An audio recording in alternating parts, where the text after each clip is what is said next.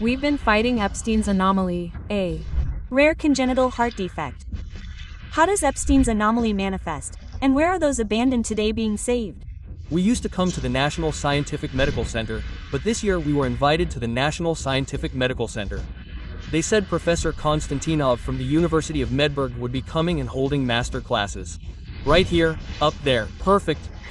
It's easiest to highlight this now while we're still taking pictures. Such surgeries are also performed in the neonatal period, the first days of life. Epstein's is a unique operation. We're the first in the world to create a tricuspid valve using a right-sided auricle. If we master this technology, our horizons will expand. We are expanding our horizons. How pediatric cardiac surgeons at the National Scientific Medical Center are introducing unique methods of heart valve repair. If you need a patch, look how many arrow we have. Not a replacement, but a repair. How does the Australian professor's method work? And who is he, this world-renowned doctor? I was born here in Kazakhstan, near the village of Jongi 100 Stab in the Semen Latin region. What are you talking about? So you're ours? Yes, the kids at school told me they were Kazakh. I said, how can you say they're Kazakh? We've never been to Kazakhstan. Now we're here. Now they can say they're from Kazakhstan. Quote. Yes, our Kazakhs. You're watching the program, Medicine KZ. My name is Vera Zakarchik. Here, as always, we speak honestly about the most important things. Hello.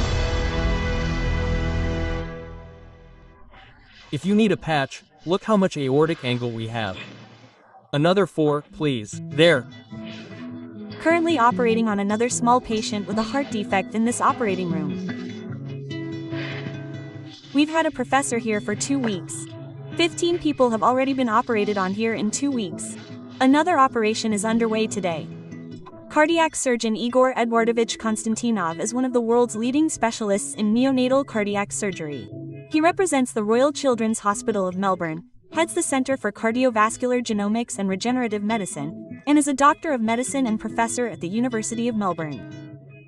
Today, he is in Kazakhstan, at the Children's Cardiology Center of the National Scientific and Medical Clinic in the capital, teaching our cardiac surgeons his unique technique for heart valve repair, which gives hope for a full life to our patients with rare heart defects. I was told you came from Australia, from Melbourne. And what are you doing there with the name Igor Edwardovich? How long have you been there? I've been working there for 20 years as a cardiac surgeon and professor at the University of Melbourne. So, were you born there or sometime? No, I was born here in Kazakhstan, near the village of Jongastab in the Semipalatinsky region. What are you talking about? So you're one of us. You simply left and now, as they say, you're returning to your small homeland and saving children. I haven't been to Kazakhstan for almost 50 years. The kids at school told me they were Kazakh. I said, how can that be? Kazakhs have never been to Kazakhstan. Well, let's go. Quote, now they can say they're from Kazakhstan. Yes, our Kazakhs. Over the course of 2 weeks, Dr. Konstantinov operated on 15 young patients with various congenital heart defects who came to the Children's Cardiac Surgery Center at the National Medical Center from all over Kazakhstan. This masterclass was specifically organized for such anomalies as diseases, such as the rare PSHTEN anomaly, primarily for valvular stenosis. Yes, these anomalies had previously been treated with valve replacements. This creates a number of inconveniences for patients. It's necessary to take medication regularly after, well, such surgeries, because it's a foreign body, to prevent a clot from forming on these valves. Every medication, as you know, has side effects in addition to its therapeutic effect. After a while, some kind of plaque builds up there, it calcifies, and over time, its function ceases. This puts stress on the heart, so another operation is needed to replace this valve. Professor Konstantinov proposed a different approach to solving such severe defects. He uses the patient's own tissue to create a tricuspidal valve, in most cases avoiding the installation of a prosthetic one. This is a unique operation. These are 4 Epstein anomalies. This is the first time we've done this with the right forebrain appendage, and we widened the posterior leaflet. One of the patients operated on using these unique technologies was Koizar Karasayev. He and his father came from the village of Zalpaktal in the West Kazakhstan region. What's your Name? Kaysar. My name is. Kaysar. Kaysar. Hello, Kaysar. Oh, you're more interested in the man, right? Well, of course, the man has some interesting equipment, yes, for work. Hello. Hello. How are things here? Adar Karasayev has been in the clinic with his son for 20 days. I was actually surprised to see his dad in the hospital. They're usually rare visitors here. Mothers are usually hospitalized with their children. And here, Dad, yes. How did this happen? My wife has a little daughter soon. I have a 1-year-old, and you? Can't leave her here. You had no choice, and Dad's screwed up, and the cars aren't fun anymore. He really wants to go home. He misses his mom and his brothers and sisters. We've been joking around in the hospital for almost a month. We were diagnosed with this at birth. The Karasayev family has 4 children. Only Kaysar has a heart threshold. Steen's anomaly is a rare condition caused by a congenital heart threshold. The pathology was first described by the Prussian pathologist Wilhelm Epstein in 1866. The threshold is associated with abnormal development of the valves separating the right atrium and the right ventricle. Its valves malfunction, causing blood to flow backwards, from the ventricle back into the atrium. This disrupts heart function and can lead to serious problems over time. Steen's anomaly is a defect of the tricuspidal valve. Due to this defect, the tricuspidal valve backs down, thereby reducing the size of the right ventricle, while the right atrium enlarges. Because of this, patients develop right ventricular failure, leading to the right ventricle becoming very small. Some people with a mild form of the disease experience no symptoms for a long time and may not even be aware of their diagnosis until adulthood. Often, the first signs are rapid or irregular heartbeats due to irregular heart rhythms. We observed symptoms when he was playing, for example, at home. He runs around, then stops and stands there for about 10 minutes. Thinking about something, and his mood immediately plummets. Then he comes to his senses, as if something's wrong. He's a child, he can't explain that with such a diagnosis, he can no longer professionally engage in sports. Although some patients feel fine, over time, the threshold progresses and can lead to heart failure. Therefore, sooner or later, surgery becomes necessary. Such surgeries are performed even in the neonatal period, in the first days of life. And if the heart failure is more or less compensated and maybe, then we delay the time, yes, that is, he's still getting stronger.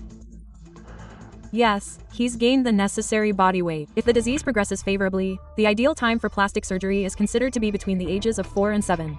I don't think they've tried it on children in Kazakhstan. As far as I've heard, they can still install an artificial valve. Replacing the original valve with an artificial one is only suitable for adult patients, not for children. Surgeons perform mechanical or biological valve replacement, but replacement is required every 8 to 10 years. In the former case, repeat surgeries are possible, but blood-thinning medications will be required for life. However, no one wanted to treat Kaysar, they only offered observation. But this year, Mats invited us. They told us that Professor Konstantinov of the University of Melbourne would be coming to teach a master class. For small children, due to the size of their hearts, valve replacement is the only treatment option. The main goal of any surgery is to restore normal function. Surgeons lift the displaced valve and fix it in the correct position, reducing the dilated opening and shaping it into a cone to restore normal heart function. We have our own technique. Almost no one operates on these patients.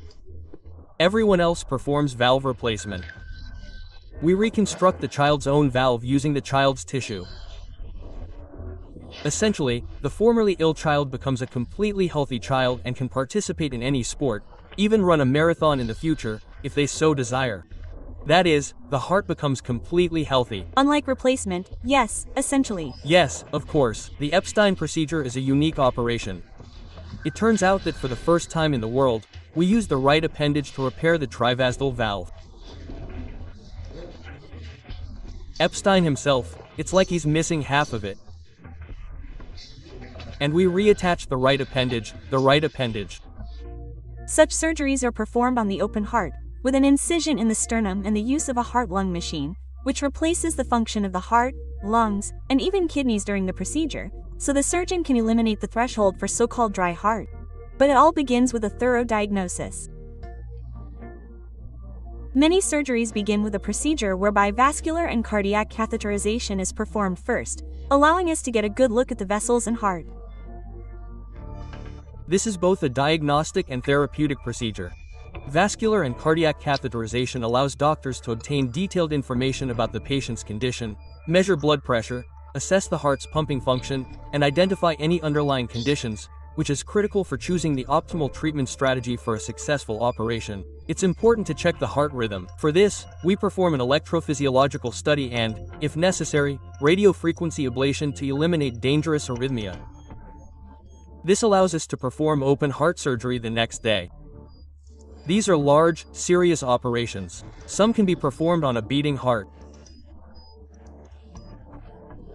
Well, when we perform what we call radical correction, yes, then we need to stop the heart, perform plastic surgery on either the valves or close the defect in the heart's septa. After that, we turn off artificial circulation. And then we transfer sick patients to intensive care and the next day or a little later to the general ward. Everything is clear. It sounds simple, of course, but I think that... Yes, there's more to simple here. Although Dr. Konstantinov says that the whole point of his technology is to make the complex simple. The point of all the operations in the master class is that we make complex operations simple, like Lego. Take it apart. Yeah. And then put it back together. If you simply follow the principles, then everything will be predictably very good. In general, when I see these open heart surgeries, our Koisar's operation was long, lasting 5 hours. Everyone was definitely worried. Well, fortunately, everything worked out. Well, yes, medicine these days, yes, it's amazing. Yes, medicine, of course, does not stand still, it develops. Thank you very much to the team. I want to say a big thank you to them. Thank you. Don't get sick. Good health to you. Come to us more often. We will come. We will come on a regular basis. Next time, Dr. Konstantinov plans to come to Kazakhstan for another masterclass in November. I plan to come for a month. We will prepare the patients and then operate. More like this. Look at this one. They said on the 3rd day, everything had already run away and mom won't be able to catch up. Children recover quickly. Here's another little one. Thanks to Dr. Konstantinov's help, now has the opportunity to live a full and unlimited life.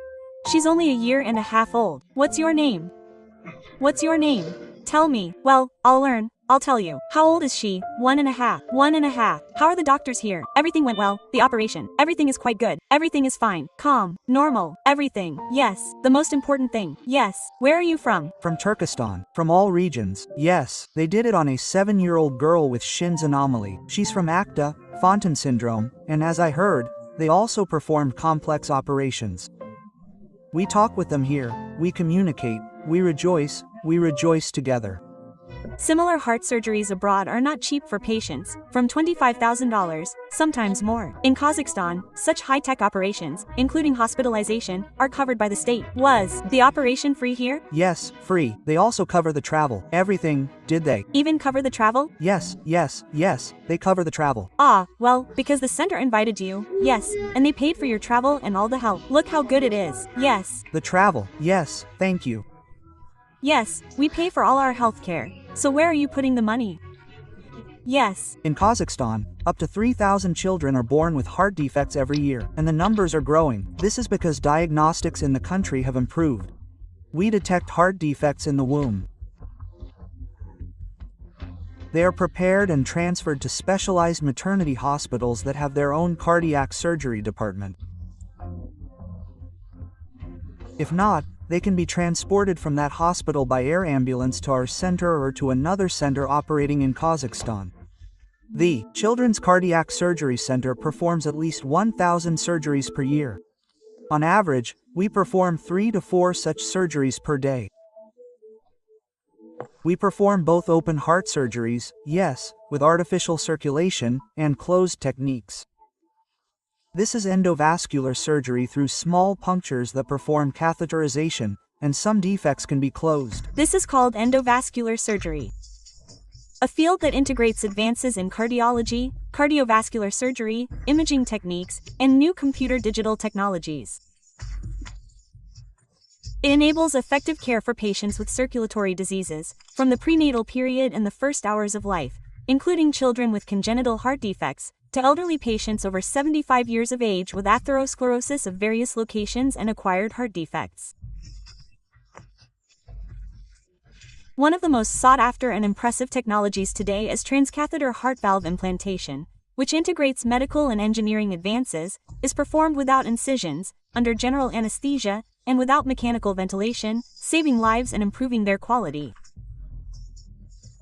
Patients from all over Kazakhstan come to the National Scientific Medical Center for these methods. Survival rates have certainly improved significantly. This is thanks to advances in medicine, and thanks to master classes like these. Yes, we are still learning.